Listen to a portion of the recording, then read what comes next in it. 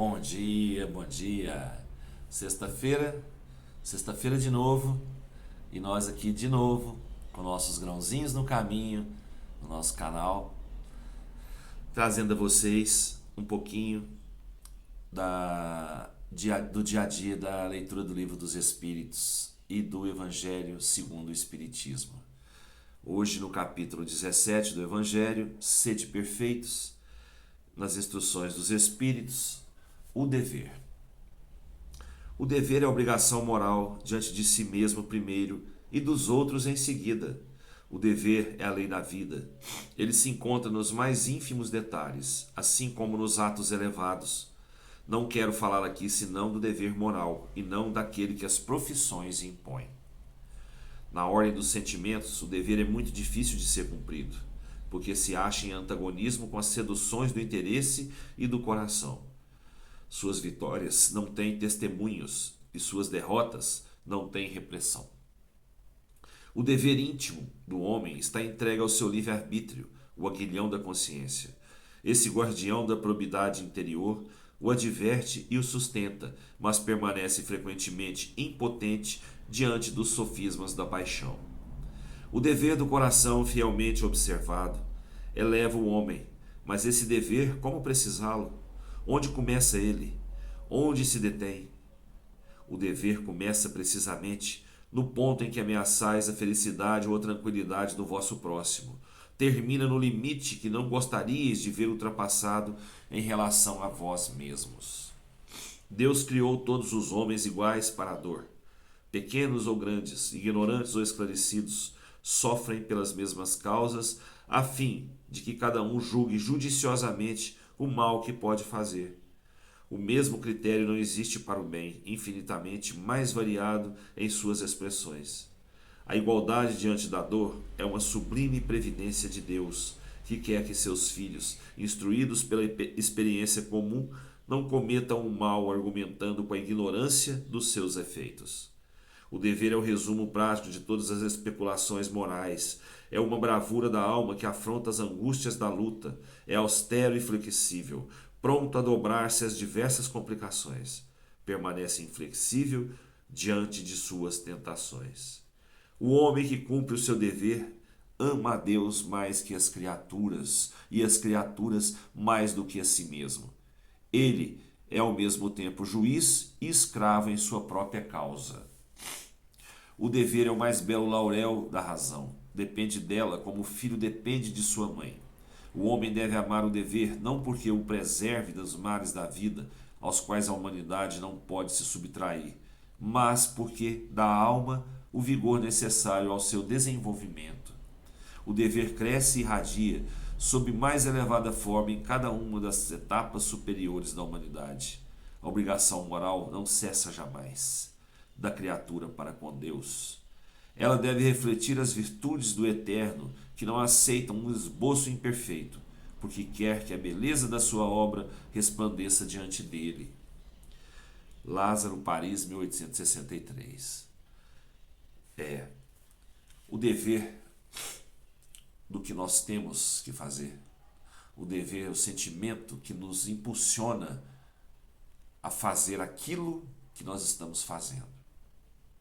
Com responsabilidade, com amor no coração, sempre levando ao próximo o que nós quereríamos que fosse feito com a gente. Dever é responsabilidade diante da doutrina cristã, é levar a todos um pouquinho do conhecimento adquirido, durante a etapa que nós estamos vivendo aqui juntos na Terra. Dever, dever, dever. Consciência. É a consciência que nos cobra quando agimos errado, quando saímos do trilho do trem. Dever é a sensação de que nós temos alguma coisa a cumprir aqui nessa terra e que nós possamos cumpri-la com todo amor, com toda gratidão e com toda responsabilidade, porque nós estamos lidando com outros espíritos, estamos no caminho de outros espíritos, como esses espíritos estão no nosso caminho. Nós temos que lidar com muita responsabilidade sobre tudo isso, né? Pensando sempre no próximo, no que nós estamos fazendo para o crescimento do nosso próximo. Porque o que nós estamos fazendo para o crescimento, para o benefício do nosso próximo, nós estamos fazendo para nós mesmos. Né? Já tem tantas palavras falando isso de outras maneiras. Né? O que nós fazemos ao próximo, nós fazemos para nós mesmos. Então vamos procurar lembrar um pouquinho mais das nossas responsabilidades, cultivar um pouquinho mais de amor ao próximo, para que a gente possa cumprir o nosso dever aqui na Terra, que é amar ao próximo como a si mesmo. Tá? A leitura do Livro dos Espíritos hoje é do capítulo 2 ainda, né? Elementos Gerais do Universo, a questão número 24 e a número 25. O espírito é sinônimo de inteligência? Perguntou Kardec. Os espíritos responderam: a inteligência é um atributo essencial do espírito. Todavia, como ambos se confundem num princípio comum, para vós são a mesma coisa. Quer dizer que para nós, homens, espírito e inteligência são a mesma coisa. Porque eles se fundem na matéria, na nossa matéria. Né? A inteligência vem com o espírito, da memória perispiritual. Ela é aumentada, ela é acrescida no nosso dia a dia, no decorrer da nossa reencarnação. Perguntou de novo Kardec: o espírito é independente da matéria ou não é mais que uma propriedade desta, como as cores são propriedades da luz e o som uma propriedade do ar? Os espíritos responderam novamente: ambos são distintos, mas é necessária a união do espírito e da matéria para dar inteligência à matéria. Esta união é igualmente necessária para a manifestação do espírito? Entendemos aqui por espírito o princípio da inteligência, abstração feita das individualidades designadas sobre esse nome. Ela é necessária para vós porque não tendes organização para perceber o espírito sem a matéria. Vossos sentidos não estão aptos para isso. Então nós ainda não conseguimos ver, nem ouvir, né, nem tocar o espírito, né, porque nós ainda não estamos aptos para isso.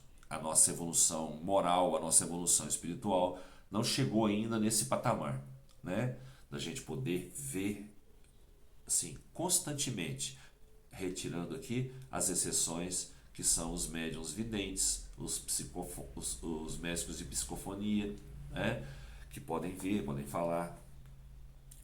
E a gente sabe que a matéria,